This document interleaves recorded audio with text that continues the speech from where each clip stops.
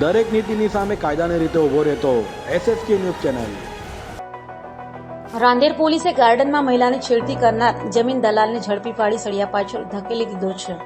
Rander police પાસેથી મળતી માહિતી મુજબ રાંદેર ખાતે આવેલા એક ગાર્ડનમાં એક પરિણીતા તેના બાળકો સાથે જતી હોય ત્યાં એક જમીન દલાલ પણ આવતો હતો અને તે જમીન દલાલે પરિણીતાને છેડતી કરી કહ્યું હતું કે તારા બંને બાળકો સાથે ગાર્ડનમાં કેમ આવે છે, તું એકલી કેમ નથી આવતી, તેમ કહી છેડતી કરી હતી, જેને લઈ પરિણીતાએ રાંદેર પોલીસ મથકમાં જઈ ફરિયાદ કરતા રાંદેર પોલીસે છેડતી કરનારને ઝડપી પાડી સળિયા પાછળ ધકેલી દીધો છે।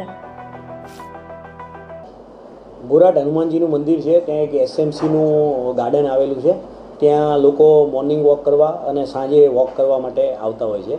એમાં એક મહિલા ત્યાં આગળ વોક કરવા એના પુત્ર સાથે ગયા હતા।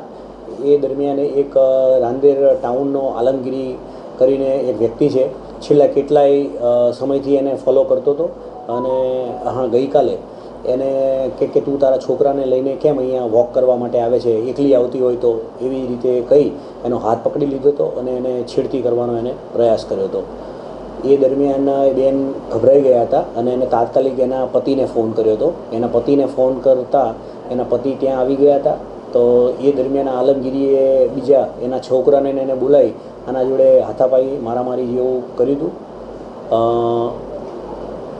જે સ્ત્રી છે એના ઘરવાળાએ તાત્કાલિક PCRને કોલ કર્યો। PCRને જેવો કોલ કર્યો તાત્કાલિક ત્યાં PCR પહોંચી અને તમામને અહીંયા પોલીસ સ્ટેશને લઈ આવ્યા હતા। એ દરમિયાન બેને વાત કરી કે મારી જોડે આ રીતની કેટલાય સમયથી હેરાન કરે છે અને મારી આજે આ રીતે છેડતી કરી છે।